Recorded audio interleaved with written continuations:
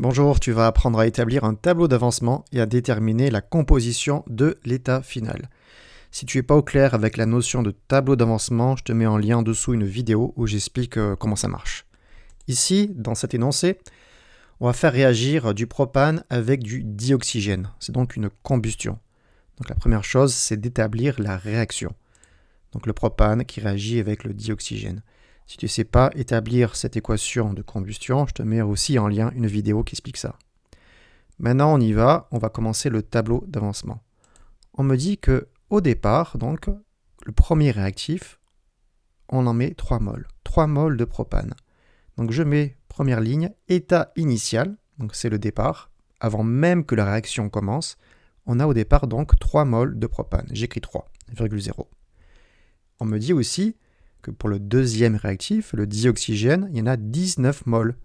Donc je mets 19,0 moles de dioxygène.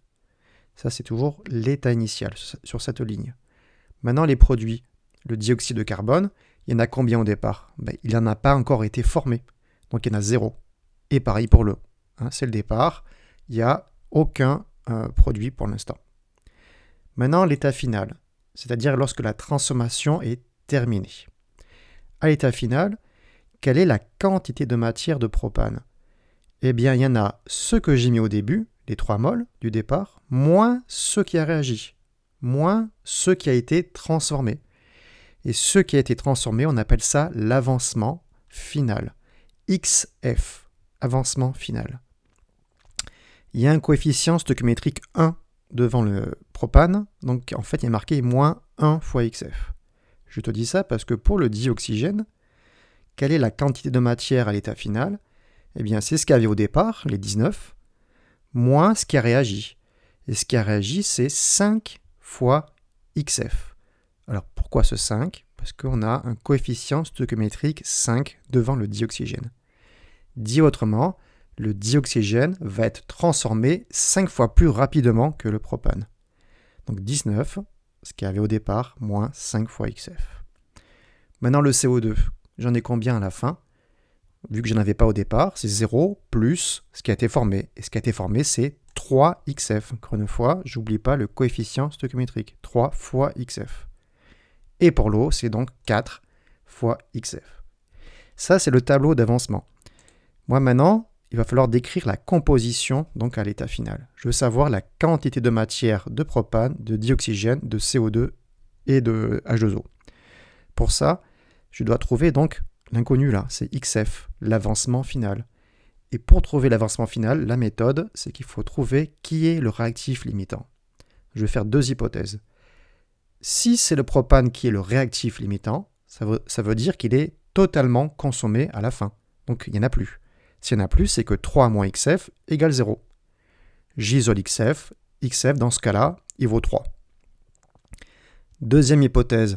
Si c'est le dioxygène qui est le réactif limitant, ça veut donc dire qu'à la fin, il n'y en aurait plus. Donc 19 moins 5XF égale 0. J'isole XF, l'avancement final, et je trouve 3,8 moles. Donc maintenant, je sais qui est le réactif limitant. C'est celui qui a XF le plus petit, 3. C'est donc le propane qui est le réactif limitant. Deuxième info, essentielle pour moi dans cet exercice, c'est que je trouve XF. XF, c'est le plus petit des deux. Donc c'est 3, et non pas 3,8. XF, l'avancement final, il vaut 3,0 moles. Voilà, maintenant, il ne reste plus qu'à remplacer les XF par 3, tout simplement. Donc la quantité de matière du propane, c'est 3 moins 3. XF égale 3, ça fait 0. Ce qui est normal, vu que c'est le réactif limitant, à la fin, il n'y en a plus. Par contre, le dioxygène, 19 moins 5 fois 3, ça fait 4. C'est qu'à l'état final, il reste 4 moles de dioxygène qui n'ont pas réagi, parce qu'il n'y avait plus de propane.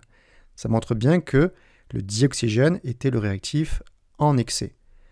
Maintenant, le dioxyde de carbone, à la fin, j'en ai 3 fois 3. 3 XF, ça fait 9 moles, et l'eau, 4 XF, 4 fois 3, 12 moles. Voilà, j'ai décrit la composition de mon système à l'état final. Je peux dire qu'il y a 0 mol de propane, 4 d'oxygène, 9 de CO2 et 12 d'eau. Voilà pour cette méthode à faire et à refaire. Elle est hyper importante. Donc bon courage à toi.